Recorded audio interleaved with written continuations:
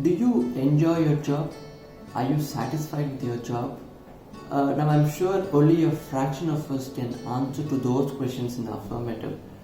Most of us do not really enjoy our jobs. We know that. And the solution we come up to that problem of not enjoying our jobs, the usual solution is to go find another job that we would actually love and enjoy. But again, switching jobs may not always be the most practical solution. It comes with its own constraints. It's not easy to find a job that you love. And secondly, it's not even reliable because what if you do switch and then figure out that you don't love that job too, you don't enjoy that job too. So switching jobs is neither practical nor a reliable solution.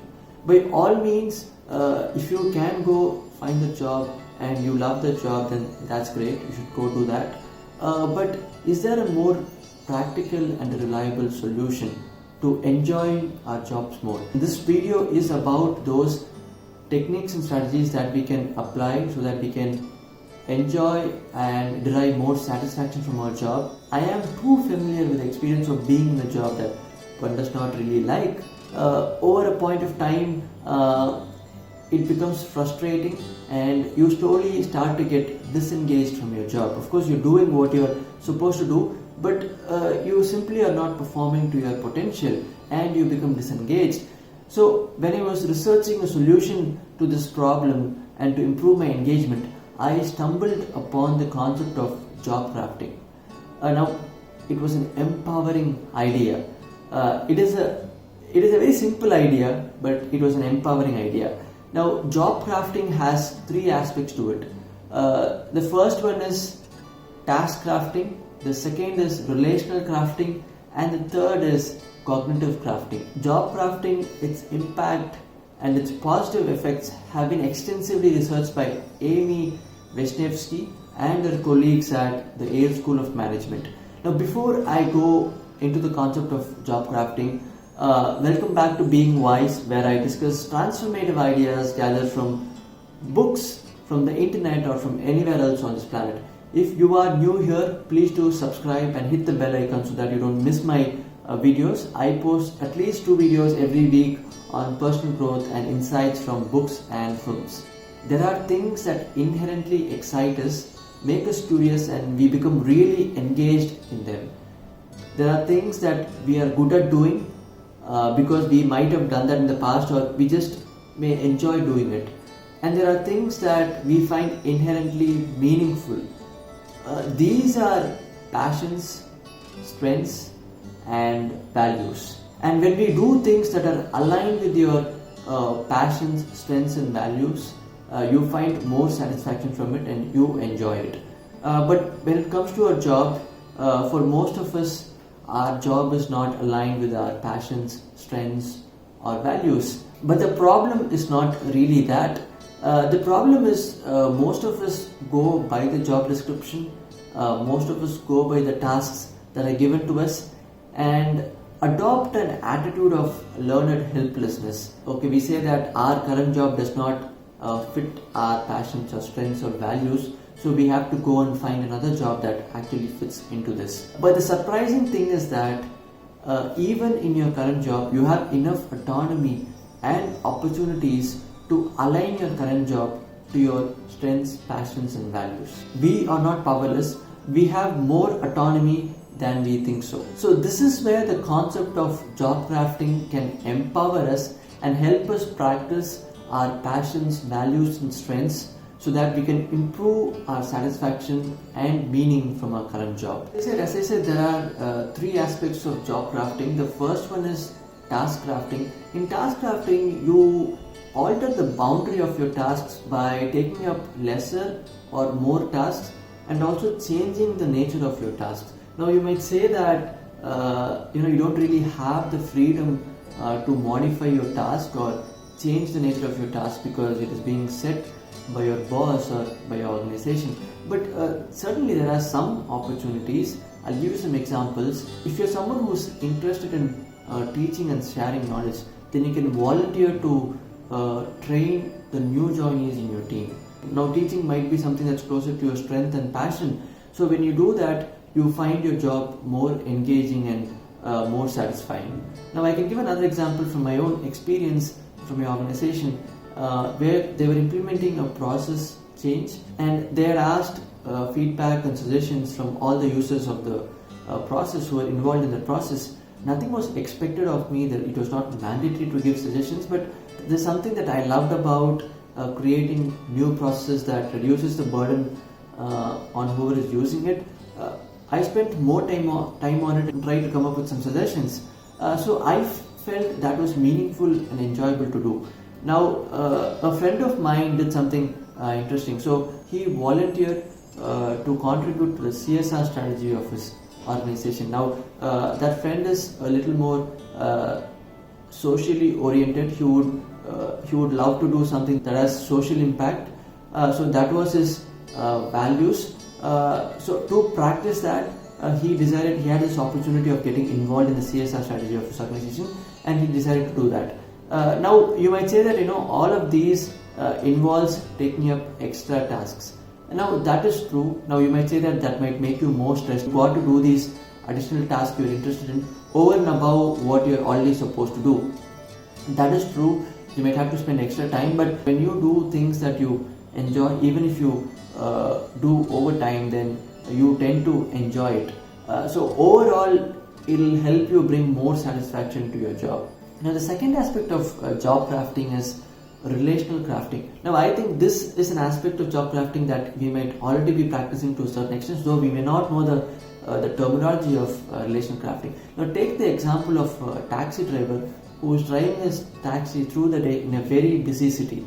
Now imagine that would be a very stressful job. But if the taxi driver takes the initiative to start conversations with his customers and build a meaningful conversation as he drives the taxi, then it might make the whole experience of driving through the day more bearable.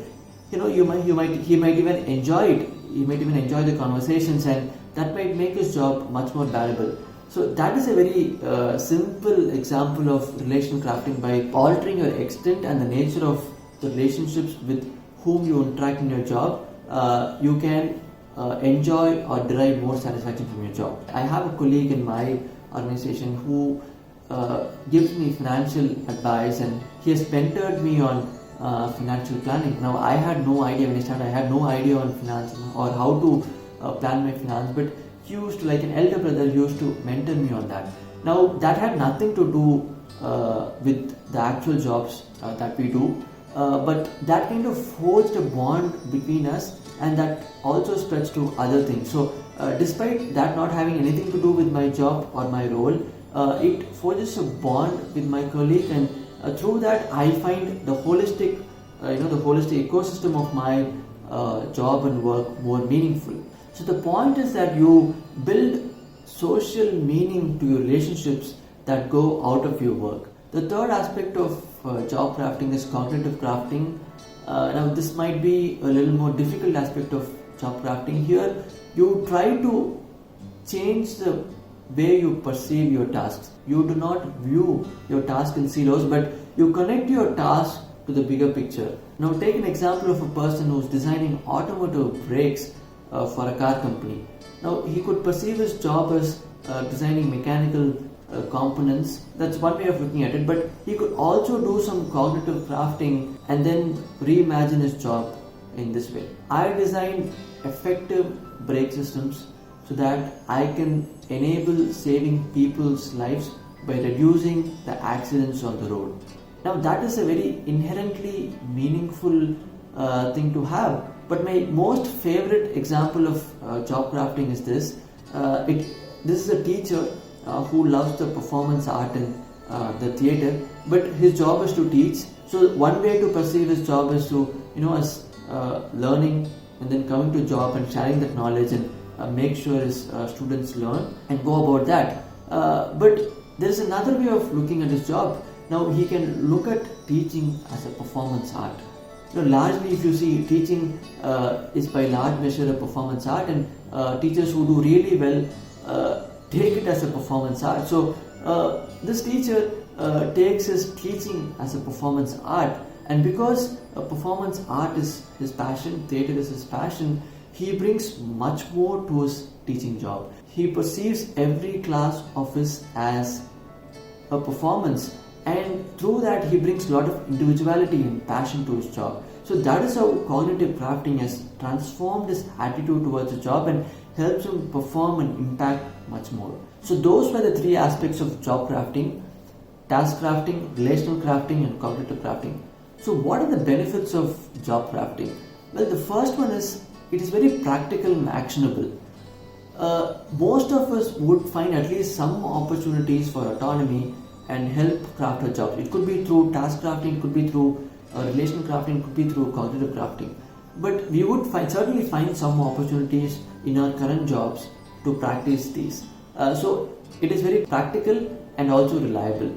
The second thing is that it would help you enjoy and find more satisfaction in your job. Now, when you practice relational crafting, when you forge relationships with your colleagues or do tasks that you inherently enjoy, then you would end up finding enjoyment and more satisfaction in your job. The third benefit is that it would create identity, reputation, and help you grow in the organization. For example, say you are the one who loves sharing knowledge and you have volunteered to take up the job of training the new joinees in your team. Now, over a point of time, you would be referred to as the training guy, and they would perceive you as someone who adds immense value to the organization. So through that, you build your own self-esteem and your reputation, and you build your identity, and that would help you grow in your organization. So those are the three benefits. So that was the idea for today. I hope you found the concept of job crafting valuable. There are a lot of resources on this. In fact, the authors have explained it with diagrams. There is a before diagram, after diagram. There are quadrants, there are boxes they put to delineate your tasks. I've not used all these in this video because it might make the concept look more complex than it actually is. It's a very simple concept. But you can go check out and read out on those. There are elaborate case studies on job crafting. So you can go read out of all those. Like I said, there are research papers there. There are also a lot of articles on Harvard Business Review on job crafting. There are other articles on psychology websites. I'm going to link up to all these resources in the description box below. Do check out.